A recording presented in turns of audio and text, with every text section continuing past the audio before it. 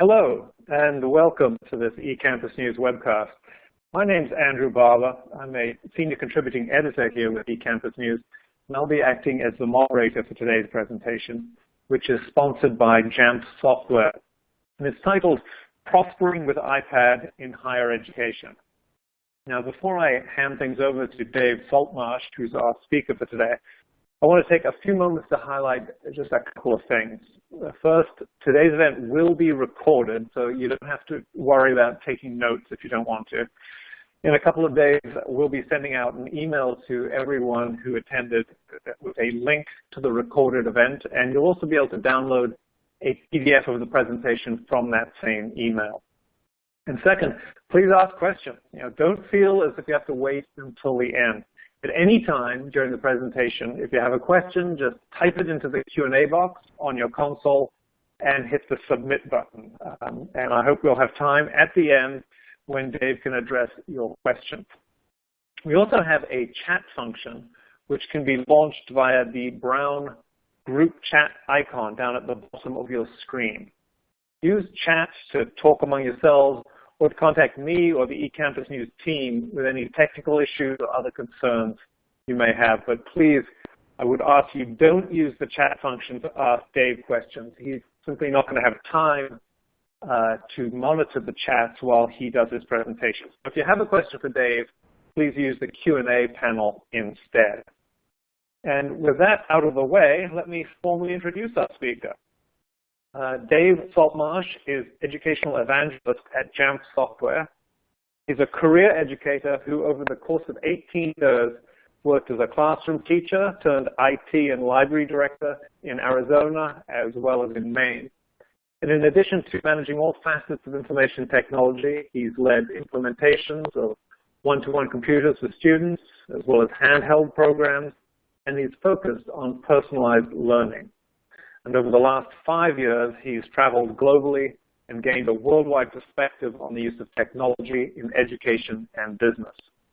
Dave has a master's degree in instructional technology and has earned COSIN's Certified Educational Technology Leader distinction. Welcome, Dave. It's an honor to have you here today. Great. Thank you very much, Andrew. I appreciate the introduction and absolutely the opportunity. I'd love to start off by thanking everybody that's joining and listening to this once it's recorded. I've looked through the list of participants, and it's terrific. It's great to see a combination of technology and directors and coordinators, also professors, and also as a former librarian myself, it's great to see those in the audience too, because I think this topic will resonate with all three of those and then others that are in it. I just wanted to start off by mentioning, Jamf Software, and certainly we have a large group of our customers are in the K-12 educational realm. It's also in the higher ed, and in fact, that's where we started. Our founders came out of a university program and designed the software we use, first of all, in the universities. I had a brief tenure in higher ed. The opportunity I got to spend working in an assistive technology department at the University of Southern Maine not only gave me a huge appreciation for what technology could really do to enrich students' lives, young and adult, but it also gave me that at the time I had just come out of from teaching and a director of technology and libraries in Arizona. I had transitioned to Maine. And that time really gave me the awareness of what was going on in early 2000s in higher ed. And from that moment forward, when I was in my K-12 school districts, I really looked towards higher ed for guidance when I was looking to implement concepts from BYOD and looking how many higher ed organizations had transitioned it. I brought about bringing technology and libraries together. And I used the role models I had out there in higher ed as examples of how to do it. When we completely changed the furniture and the layout in our library, again, I used what I was hearing and seeing and learning from higher ed. What today's about is to bring a little bit of what K-12 has been doing that could potentially provide a catalyst for change, a catalyst for transition in higher ed, particularly when it comes to really enhancing down to the individual experience really personal experience of a student and helping to foster instructors, which, as a proud teacher myself, and I know I have a lot of instructors on there, one thing I will say is typically people who come to technology events or sessions are that early adopter. And what I'm hoping to show you by the end of today is a way to help that gifted and talented instructor, professor, like my colleagues when I left my classroom, I realized they needed help and support. They, in many ways, were better instructors at certain topics than I could ever be. However, they needed a little bit of nudge and also help, and that's what I'm going to try to go over some today. We're going to talk a little bit about some of the proven practices in K-12 that I believe that are applicable in higher ed, and I'm going to dive a little bit, not too much time, into why a school-provided iPad model could lead to greater acceptance, not only certainly helping the students, but really that acceptance of the faculty member as a whole, crossing that chasm. And I actually said a little, that's probably a lot of today, is that how can that kind of a model really jumpstart engagement and transforming what's going on inside the lecture halls and actually get away from being lecture halls. And thirdly, how to provide an environment that works for the student and the instructor, and sometimes that's needing to have a secure environment for learning and for testing or exams. And that's what we can really, the Apple ecosystem has provided this ability to do that. And in speaking with dozens or hundreds of educators around the world, and in both K-12 and higher ed, because I'm going to tell some stories of what we're seeing in higher ed, the iPad does have an ability to provide amazing apps, content, and books. And one thing we saw immediately in 2010 when iPad came out, and I, in fact, was doing iPod touches with students prior to this. So we had seen some of this, and language arts programs or foreign language programs were utilizing iPad touches. But when the iPad came out, we saw something change amongst the faculty. We saw faculty adopting the state-of-the-art technology and using it in their daily life. And I will say that had been a bit of a roadblock through other adoptions of technology. We had teachers, I know, that had devices that didn't get turned on that they had.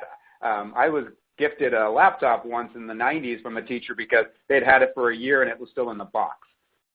We saw people gravitate to the iPad and immediately recognize the potential to get greater acceptance and usage in classrooms. And it offers that, the engaging experience from an assistive technology perspective and the affordances, the pinch and pull, the enriching capabilities of an app that doesn't require internet access may not be as relevant at the higher ed level. It's definitely very relevant. In fact, broadband access came out as the #1 topic from CTOs from a survey that the COSIN, National Council does, conference group, and that trend changes every year, but the offline access and the rich, engaging experiences is really what drives a lot of people to it. And certainly at the university level, I mean, in the mid-2000s when iTunes U really hit the front of a lot of universities of putting courseware out there, I was jealous. I was so jealous in 2006, 2007 that I created my own in-house server to run our courses using Apple's podcast producer. And luckily, I think it was 2008, 2009, they opened up that to K-12. And now, the abilities, if you haven't looked at iTunes U lately, you don't know what iTunes U is. Because on the app side, on the iOS or on an iPad, it's an interface between the student and the teacher. It's not just about posting courses for people to access. It's about lessons and activities being distributed down to a student, collected, graded, feedback given. It really is this portal, in addition to hosting all the content, between an instructor and a student. So I'm not going to be showing that today, but this concept of iTunes U, like they came out with version 3 in June, and the evolution that we've seen now with Apple's iOS 9.3, it's even made the ability to use iTunes U for courses so much easier because they can be created rather than at the instructor level. You can actually have them created on the back end for instructors, and that's definitely a capability that has been needed to scale it. And the last part is, and I usually have this word bold. iOS is easy to manage with the Casper Suite. Not all MDMs are equal. We definitely support 9.3 and the capabilities, and really to an extra extent with the iOS capabilities.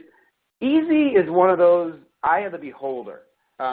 We're doing some really complicated things, and at the end user end, teachers and professors and students are trying to do difficult stuff. We can simplify that workflow. As a director of technology that's not the most techie, I'm always looking to hand off these tools back to people that are the practitioner.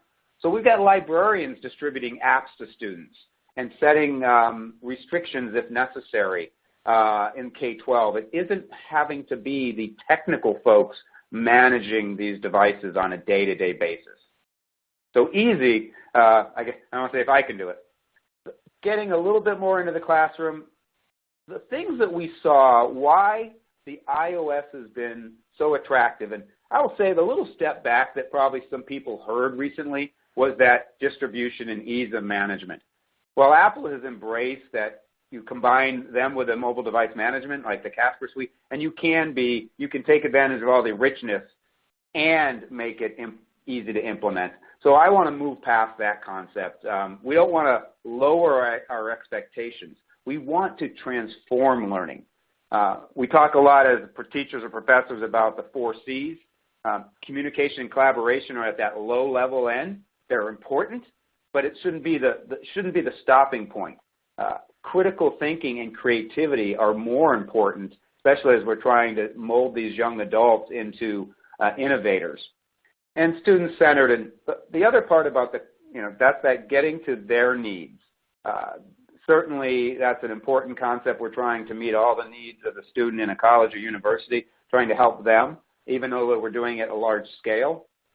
The other piece is we don't want to say that a professor or an instructor needs to totally change their way of teaching, and not every class is necessarily fit for it. But we've seen a transition of the instructor from being the sage on the stage or even instructor to a facilitator to even an activator of learning, guiding students on their journey. And that really leads to what's happening today in today's personalized experience. You've always heard anytime, anywhere learning. Well, what's happened recently is this any pace. I'm a college student right now. I'm back into a doctoral program.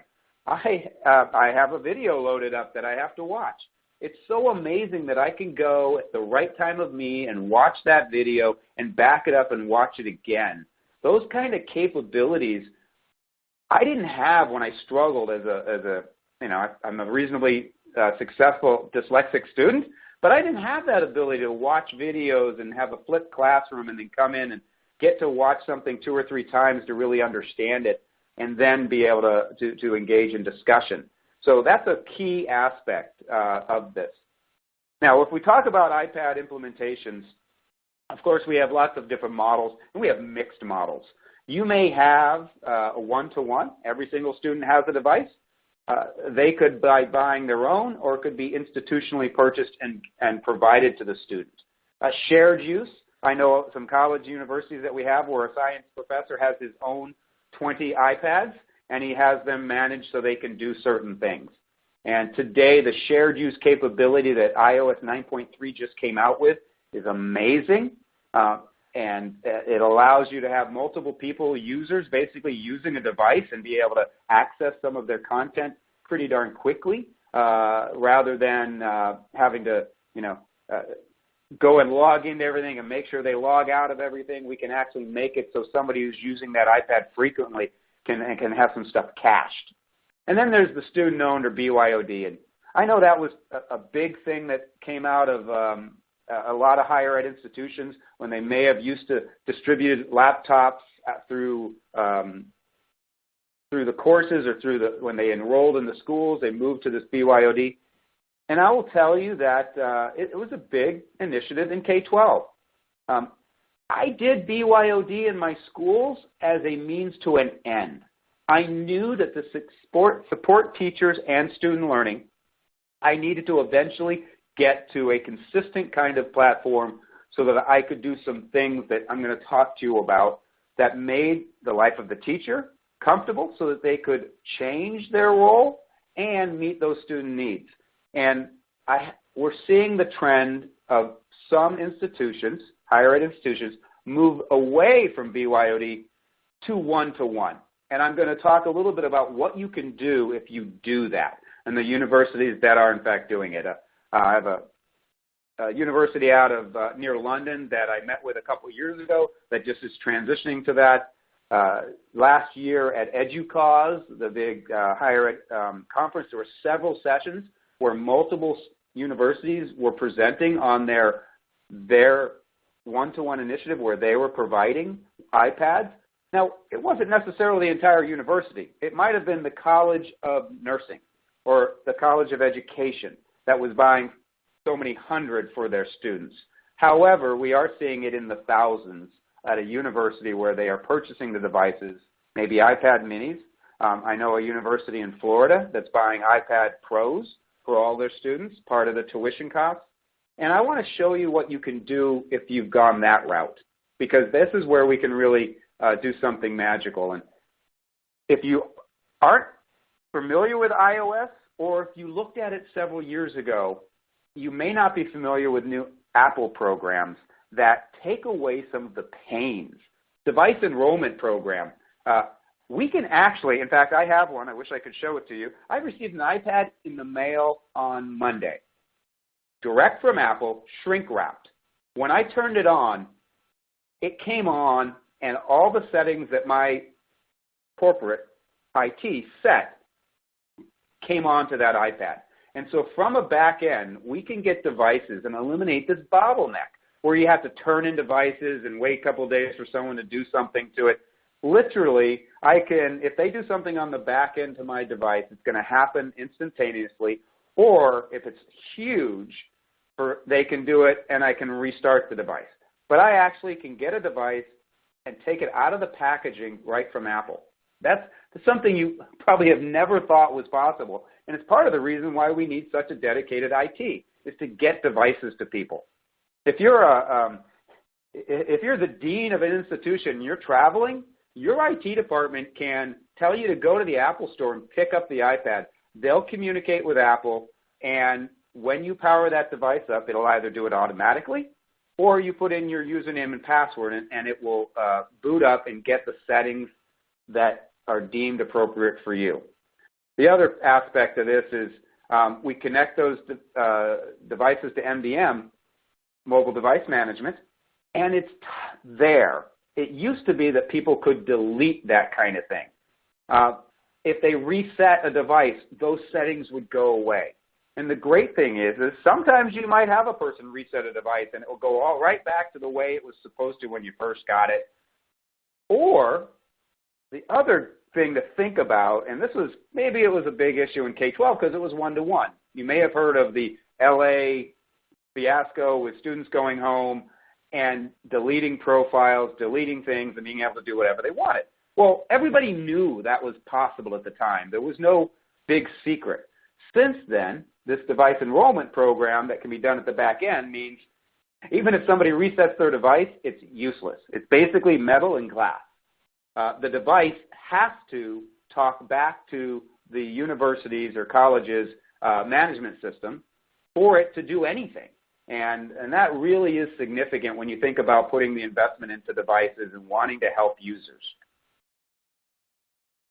So if we think about what people need to be able to do once they get their device, 6 years ago, I'm dating myself. Okay, prior to iPad, universities and schools, K-12, would buy software for their licenses. Might be $15, $20, $30, $50 per seat.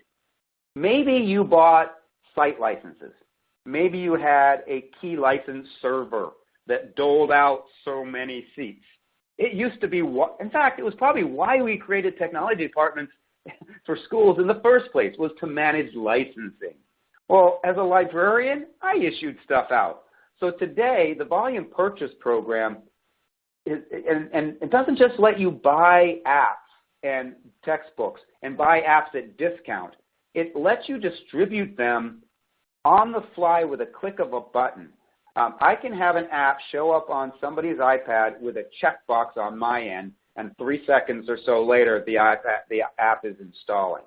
That's how easy it is today. But more importantly than simply distributing apps and getting them to your users without having to have them show up. I'm in Austin, Texas, and if they add in Minneapolis another app to my device, it doesn't require anybody to show up somewhere at a certain time. Think of that as a professor and how great that would be. However, let's say you spent $30 per seat on an app. When iPad came out, the concept of consumable for apps took the whole notion away about paying for software if you were just going to let the end user keep it. And a lot of apps started becoming free, or if it wasn't 99 cents or free, forget it. Well, I got to admit, having worked at Texas Instruments for a little while after I left my school department, that's kind of concerning for an app developer. Do they really put a lot into it? Well, today, now that you can retain ownership, just like you used to with software, schools can buy a $30 or $15 app for 100 kids in an engineering program, distribute that to them at the beginning of that semester, and then either at the end of the semester or maybe when they graduate, simply click a button and that app comes back to the inventory to be reused. So that's pretty significant change if you think about being able to manage it. And again, as a librarian, or we have schools where the department head for math is the one who distributes and retains the apps because they are the purchasing agent. Keep that in mind if you're higher ed. Of course, we've created this system so that you can give privileges down instead of the higher level IT for the entire university doing everything. We can cite things down to the College of Engineering, and they can even be the purchasing agent for apps. Another system, you can only have one purchasing agent. We can have unlimited, and my special ed, my nursing program, my math program can all be the purchasing agent and even manage the devices at the school or building level if you want to. The other key piece I want to, because I'm going to transition into something that really talks about, that's the technology, that's the ease of getting the devices in people's hands if you have them managed. Let's talk about what we can do to help professors, instructors who want to embrace technology but run into some roadblocks.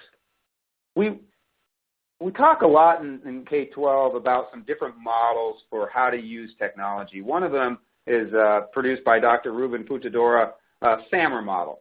And just in briefing, because there's different kinds, what we try to look at as technologies, we want to help people using technology to cross this chasm from simple basic use or substitution, using a word processor, using email, just like you used to do, but digital now, and move along this continuum, augmenting it. Maybe you've got, instead of just a spreadsheet, you've got something that auto grades 3/4 of the assignment because they are multiple choice. And you've made some efficiencies in that. But it's still not that big a deal. Or maybe a student is doing some kind of rote program to memorize all of the different formulas in math or in science. They could be using some basic software to help them with that. But what we really want to do is this other side of this bridge getting to, or above the line even, is this really taking on the technology to modify what they were doing or ultimately redefine, do something they could never do before. And as a math science teacher, think about somebody doing math equations on an iPad, touching and pinching and pulling, and seeing dynamically linked representation of the equation, of the formula, of the angles, and seeing that in front of their face and manipulating.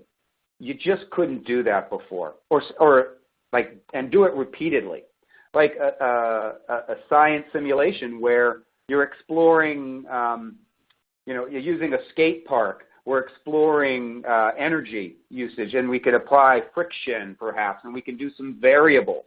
And that's all well and good, and you're seeing that, and they're getting a feel for it. But then imagine with an iPad app that says, okay, great, but what if I want to manipulate gravity? So let's touch a button, and all of a sudden the skateboarder is on the moon, and we're applying that. You've got the potential to give people experiences they've never had before in science and engineering and maths. And that is where we're hoping to transition teachers and students being able to get to. But here's what we can do and what we really need to look at thinking about doing. Now, I have to admit, as an elementary school teacher and a middle school teacher, I didn't have rows and columns because I knew what it was like for me as a kid. I had tables and things like that. But, the traditional lecture hall, the traditional classroom of the rows and columns, and the teacher, that front, that lecturer, that providing the knowledge, this is still relevant today, and it has moments when we need this. However, can we get to the opportunity where we gradually move towards more? And there, maybe higher level courses do this naturally. Maybe, this is more for helping that transition of those first couple years of students.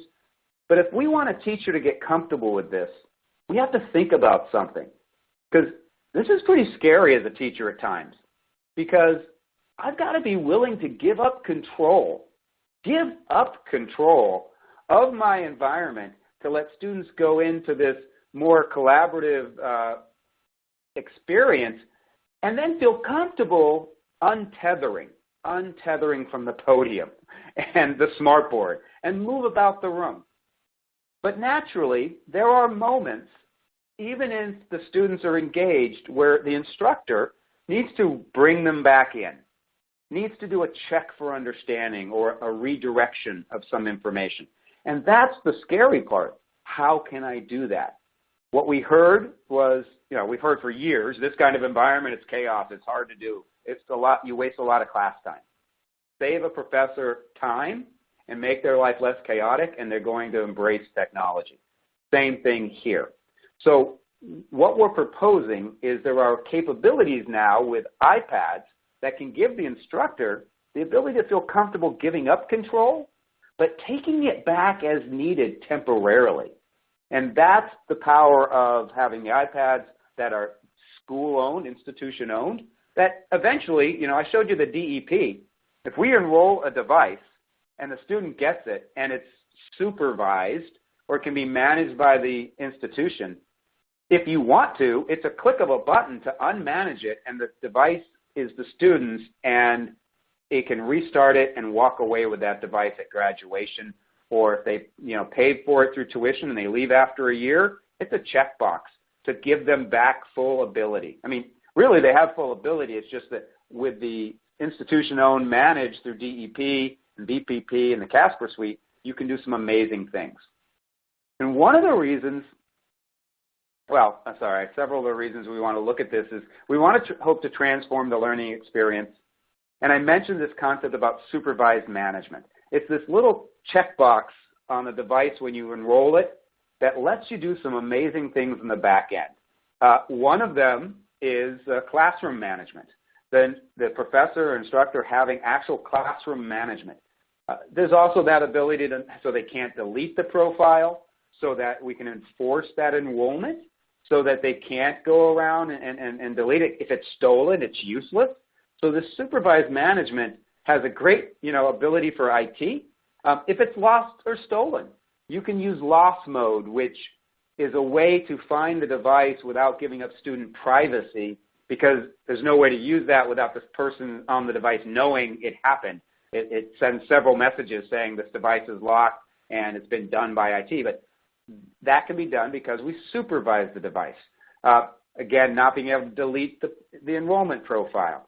being able to use the classroom tools is what I'm going to get into, because when we think about online exams, tests, just giving a quiz on a device that actually could do some auto grading would be amazing for some professors. However, they won't do it, just like their counterparts in K-12, because it's not secure. Maybe their distractors are so great they don't care if a student goes out on the internet and emails a friend. But, that's a certain type of professor. Many others are going to want them locked down to that specific app or that specific website. And that's what we want to show that you can also do with this if you've got the devices supervised. And here's a little bit of data that might be alarming for some. Probably not the audience I have. I'm going to guess that the 55% of instructors and I'm going to mention this is an EDUCAUSE poll that they do annually, and this is basically the same number from what they heard from students and self-admitted or surveyed from university professors. 55% of instructors at universities ban the use of technology in their class. It sounds kind of crazy to me, but I'll give you an example. My daughter is about to graduate college. She's had a laptop since she was in 7th grade. Thing is, she was in some courses last year, and she told me these 3 instructors tell them to close their laptop lids. They can't have them out. She takes notes. She relies on notes and making her note cards while she's listening. And because of the fear of other students being off task and distracted, half of her professors are telling her to put the devices away. Now, we're hoping that instructors, the dilemma, and this isn't new, this is what I was doing in the 90s when I left my classroom. Students and instructors need technical, logistical, and pedagogical support for integrating mobile devices and apps in formal and informal learning environments. This is not new, but we aren't necessarily providing them all the tools to help them do this. I have a friend, I'll call her a friend, at a university in California that left a high school and is now the innovator at a medical school. And she helps the graduating students with their final projects and the professors with their helping those students. That's the kind of stuff we've done. Now, we may not have those. Some of you may be in that role. But if we give teachers or professors the tools to feel comfortable, we might see some of this change more drastically than we're seeing it right now. What we're seeing in the higher ed institutions that we have as customers and we're out there talking to, we see certain apps rising to the top that people are using. This isn't a totally exhaustive list, but just a little bit of an idea. iTunes U, again, for regular courses has been around for years. The actual, those that are using iPads, because the iPad app gives that engagement between the student and the teacher, we're seeing this become not necessarily the LMS or learning management system, but somewhat of a replacement in some ways. Textbooks, iBooks, certainly is that ability, within Casper Focus that I'm going to show you, instructors can actually distribute iBooks to students. Within the Casper Suite, we can do that on a grand scale really easily, and we can also do it with in-house books. Schoolology, certainly different LMSs, regardless of whether you're using Canvas or Blackboard or maybe iTunes U is your LMS. When you think about some of these apps and being able to put a student into it and have them stay in it, think of that professor who would not allow any devices used during their class. If they had iPads and this management tool that comes free with Casper Suite, and Apple also provides one, to put kids into an app and keep them there, they would at least put them into Blackboard or Schoolology or iTunes U. Same with Nearpod. Nearpod is that app that a lot of professors, instructors are using to present a lesson in class so that you can see it up on the overhead, not overhead projector, but digital projector, and also right on their iPad in their face. And the students could take notes and whatever in it. So those are some of the kinds of things people are using.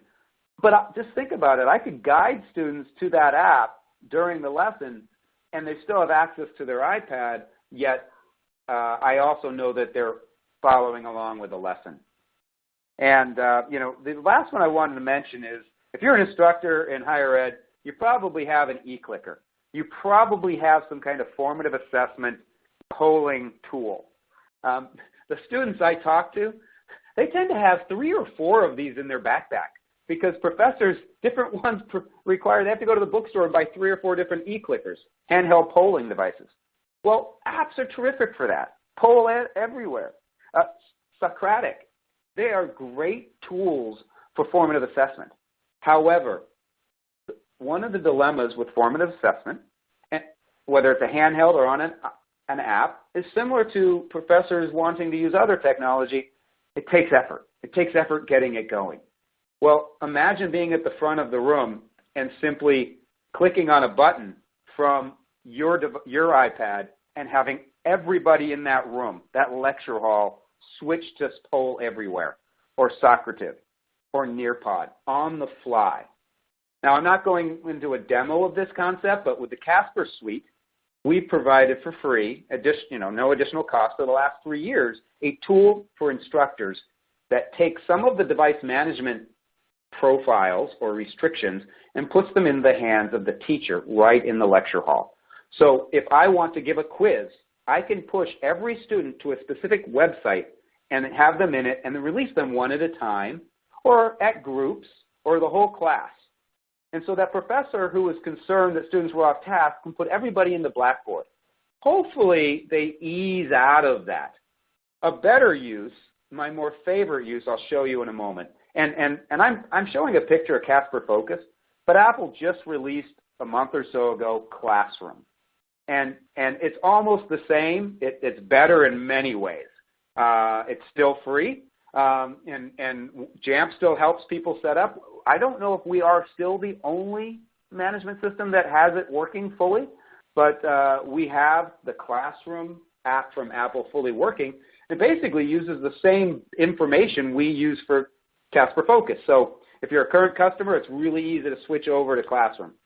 What I want to suggest is why this is going to make a difference for you or your colleagues is, number one, an institution provided device or one-to-many. My daughter has her own laptop. Now she has an iPad mini. If the school, instead of giving her that $500 scholarship, had just bought her the $400 iPad mini, I'd have been pretty happy. But it's you're not expecting students to give up their massive Windows machine or their MacBook Pro, and maybe they even have an iPad Pro. But to give that consistency to all students and have the instructors have this ability, I believe you're going to see this engagement increase and this increased teacher acceptance into using the technology and fostering that alternative in the lecture hall to be able to promote. Now, I mentioned the concept of, okay, when I want people in a testing app or I want to control what they're seeing. Let's not think about that so much. Let's go back to the notion, and I could go back to that slide, where we gave up control. Imagine chaos is reigning in your wonderful lecture hall and you're thriving in it because kids are engaging and they're talking, but you need to give them, because you said, okay, everybody, talk amongst yourself for the next 20 minutes. So with 5 minutes to go, I can go in, and let's see if this video starts playing like it should, as an instructor, and I'm only going to do this to 4 students, and I've already done this video. I can go in, and one of the things I can do is go send a message to my students.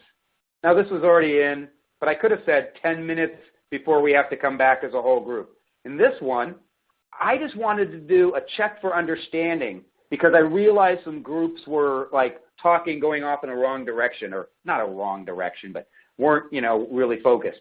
So I paused everybody's screen. And couple seconds later, it says, please pause and look up. I give my instruction, and I release them, and I let them go back to what they were doing. That's the power of having these tools in professors' and instructors' hands. They can give up control and gain it back. So wherever they are in this transition, I'm not about to let kids use iPad or the computers to take notes because they'll just be watching YouTube. Okay, here you go. Here's for the first few days. Now let's transition away from that. Let's transition to using it to save your instructional time so that when you go to talk to the entire class of 150 students, you don't spend 3 minutes getting them to stop talking so you can talk for 30 seconds. That's the power of, if the device is supervised, that really, I think, can make a big difference. Let's see, that's switched to my video clip. So I'm really wrapping up now. I did mention Casper Focus. You know, it is a free app because it comes with the Casper Suite. It's really, you know, at now being replaced by Apple Classroom. You know, we have a little bit of different functionality, but Jamf has always been about supporting Apple and enhancing their features. They haven't had Classroom, so we brought it out. Now that they have Classroom, I will mention that depending on the devices you have, if you're buying new devices, Classroom is going to work for you and it's going to be amazing and great. We have some schools and universities that might have some older devices that may not work with Classroom. And there's a couple of pieces of functionality, like being able to send that very specific message. You know, I have autistic students that I used to work with. Sending them a message saying 5 minutes before transition was huge. That student across the room that was off task misbehaving, instead of me having to get his attention, which always created conflict, I could send him a private message. Jimmy, get back on task. You know, he sees it, I see it, we look at each other across the room and we move on. No escalation of the issue. Now, of course, that's not an issue in higher ed. So maybe you don't need that feature. And some people, you know, Classroom, Apple's Classroom uses proximity. It has some abilities to probably not worry about a potential of locking a student and what if their device, you know, loses internet and can't get back on. There's some advantages to the new system. Plus, it's got, you know, it's made by Apple and it's got some people that are really focused on education driving that product. So we're really excited. But in the meantime, if you want to conduct a secure exam, I don't have to call an IT person.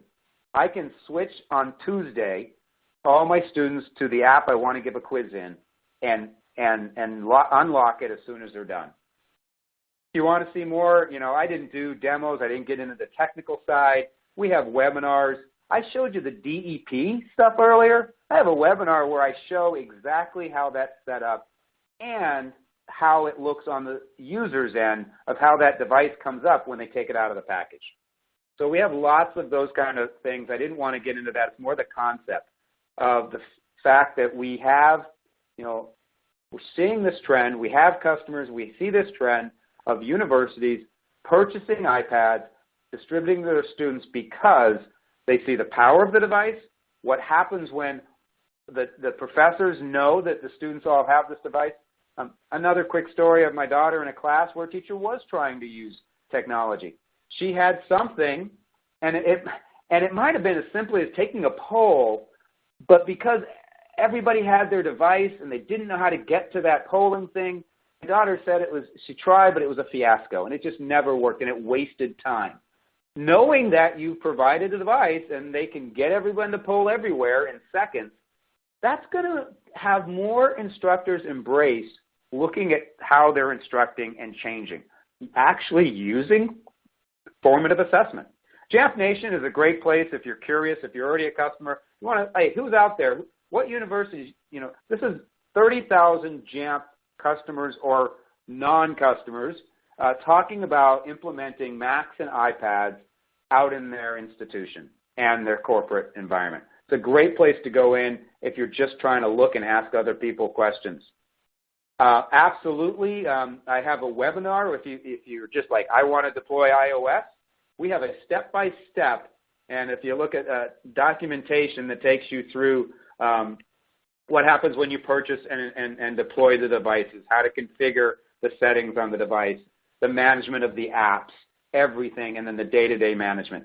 Also, we have that in a webinar, and if you want to hear me talk for another 45 minutes and actually show you inside the guts of the Casper Suite and on the iPad, you can see that. But again, this was really that premise. We are seeing this trend, and we'd love to be out there helping support people that are trying to change or improve instruction for the experience for the students and I'm about helping teachers, professors. That was why I stepped out of my classroom 20-something years ago.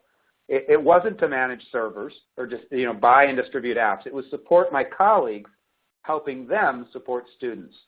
So thank you so much for taking the time. I really appreciate your attention, and I hope I provided you some valuable information. Andrew, I'll give it back to you in case we have some questions. All right. Well, thank you so much, Dave, for really a truly excellent presentation. You covered a lot of fascinating areas, and there are questions coming in from the audience who want to follow up on some of the things that you said. So we do have a little less than 15 minutes left for questions. So let's see how many we can get through, and then release them back to their days. The first question comes from, and this touches on an age-old issue in higher education, the relationship between IT and faculty. Someone says, I don't know what mobile device management system we have, but our IT support doesn't really work with us. How can I try what you've been proposing today without IT's involvement? No, in fact, it's not just at the higher ed, it's probably even more prevalent. I just came back from a conference last week. It's talking about how to bridge the gap between the CAO, the Chief Technology Director, and the academic officer. JAMP, in a lot of ways, is that bridge between the two. We encourage people to take it to their academic leader, to perhaps point them to one of the videos that we have. I have this kind of a video at JAMP or this video, and have them watch it and say, hey, we're really interested in this. It's the leadership.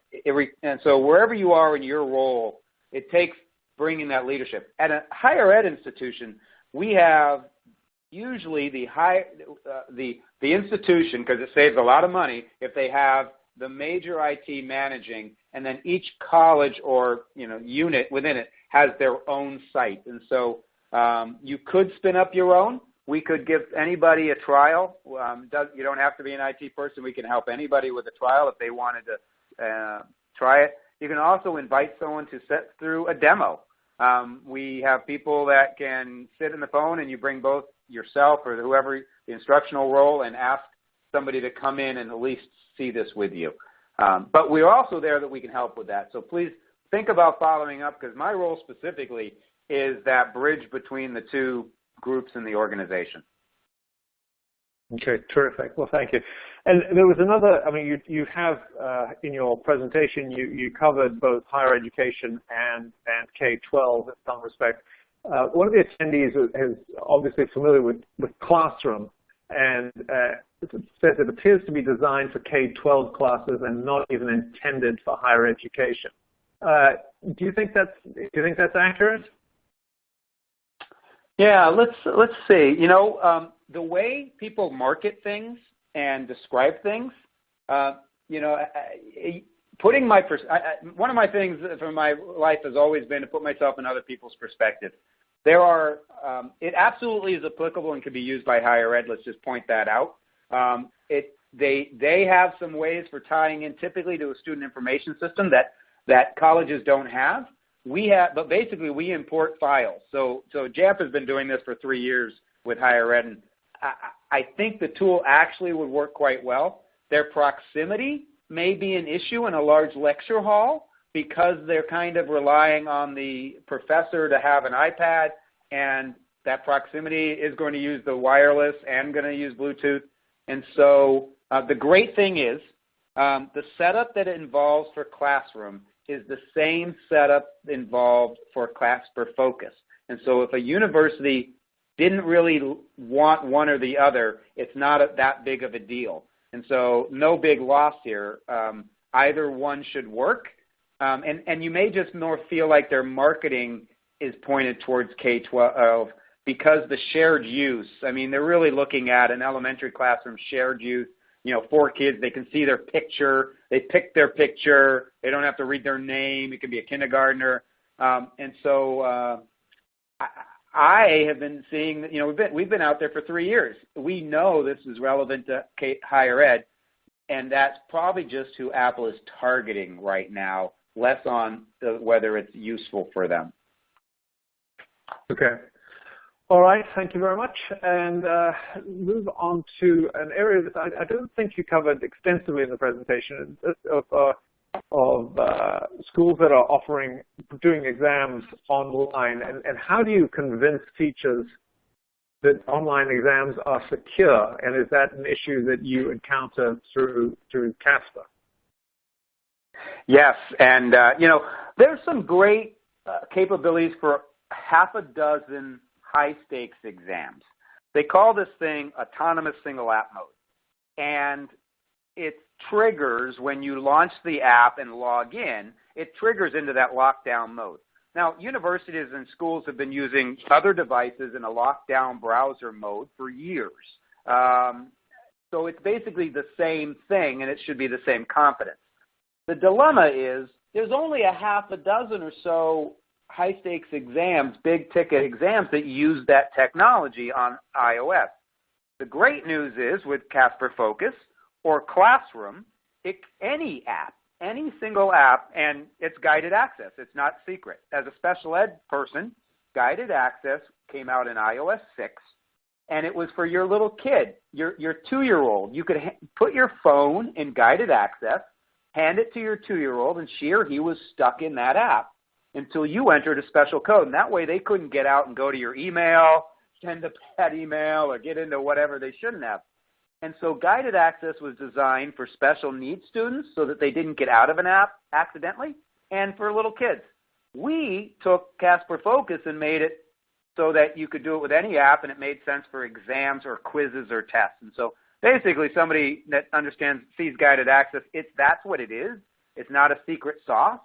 And Classroom does exactly the same thing. And we have schools around the U.S. that have been taking high-stakes exams for the last couple of years using, and there is one other thing. You can actually do this. I'm mentioning it from the teacher perspective. There is actually an MDM management capability that triggers this. It's just that I would rather be in the hands of the teacher than somebody in another room somewhere else in the building. But it's a very common or a basic iOS profile that can be done. And I guess proof is in showing them, maybe. Okay. All right. I want to shift gears over to the issue of training right now. Someone from the audience has said that they have Casper Suite, but they cannot imagine adding the classes and training the instructors to use Casper Focus or Apple's Classroom. And I wonder how are other universities handling this issue? Sure, and that actually was we had a bit of a dilemma with it not getting out of IT's hands and getting set up because they were more focused on the back-end management. It took some need by the instructional side and train the trainer, and the actual setup, we do have documentation, we have webinars. We do offer a service, especially with Classroom coming out and people who've never used it before and they've never set it up. We actually, we do a lot of certifications. We provide setup training for our customers, but we also have modular training where somebody could help you with that, especially if you don't have the staff involved to do it. I will say, however, though, the classes, once they're set up as an IT person managing it, we can link that to something that does an automatic nightly sync. So this isn't something that's going to be labor intensive. Once it's set up, it can be automatically up. A student moves into a course, they're automatically moved into that. They move out. It can be automatically synced with your data file. So that should make some people rest easier, that it's not going to be so much work. But getting started, certainly we can either help with that, but we definitely have documentation and videos to help. Okay. All right, I want to come back to something that you addressed early on in terms of the different models for using iPads, whether it's or devices, BYO, shared, or whatever. Someone asked, what about students who have their own devices? If we buy the iPads and want students to own them, how does this work? Great. Well, it goes back to you've always been able to do this, and you could do this with any device, but you have to use Apple Configurator. You have to take the device and hook it up with wires and basically wipe it and set the supervision on it.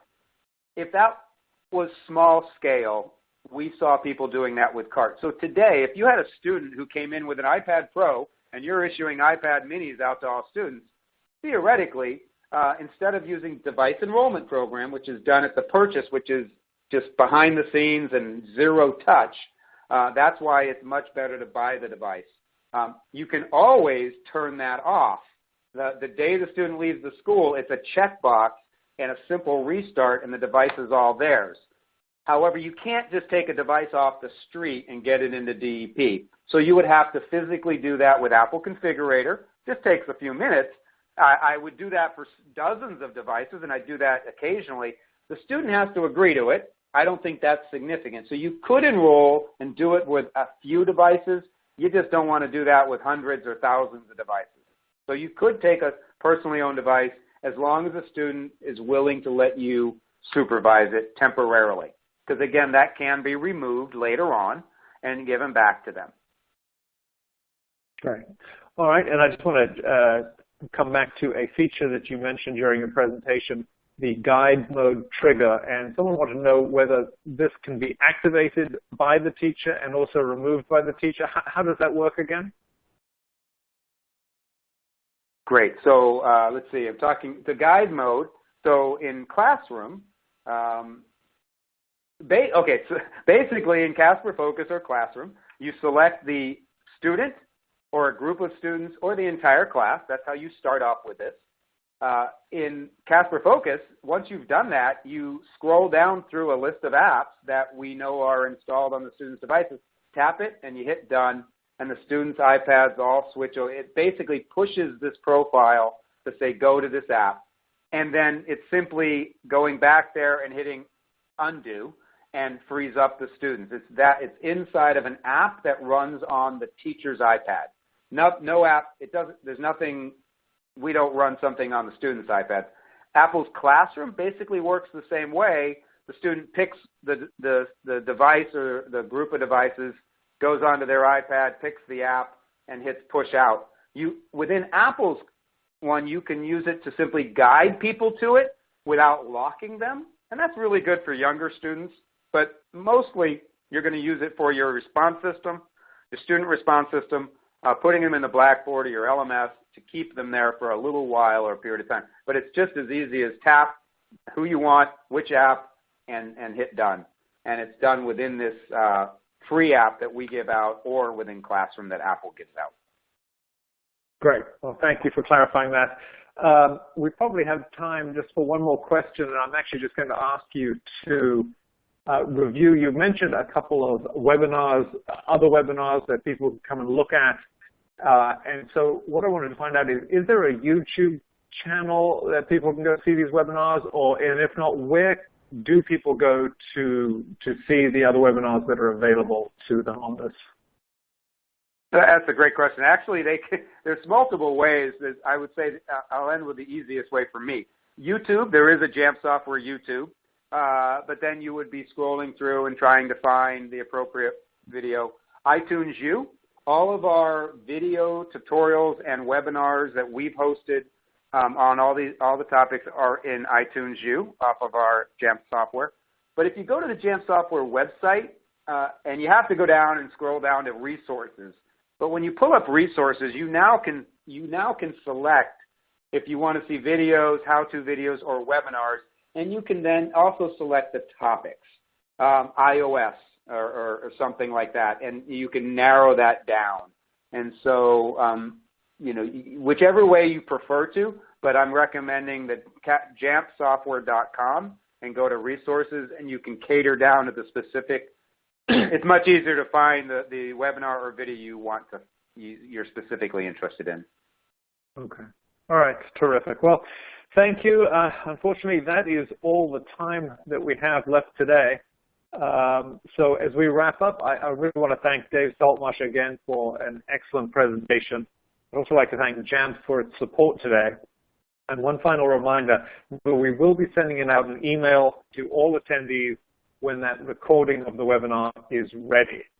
So thank you, and thank you all for attending today, and this concludes today's webcast. Goodbye.